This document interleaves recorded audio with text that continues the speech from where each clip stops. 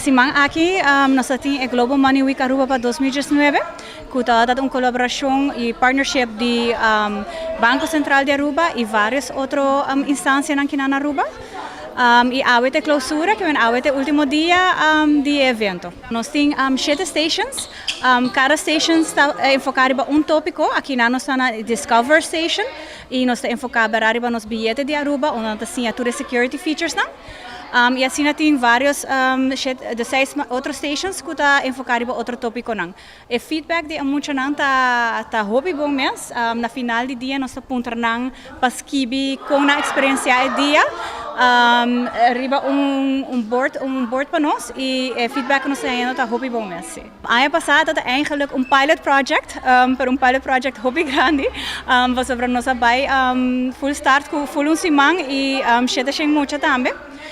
5 dias ano passado, então ano que qual nós fazemos em 4 dias e mesmo quantidade de muita, porque nós cambia nosso setup pouco, então nós logra ajuda mesmo hobby muito, pero em menos tempo, então e nós temos station extra, então nós improve comparado com ano passado, nós assim de ano passado e nós espera para outro ano, nós volve a fazer isso aqui agora.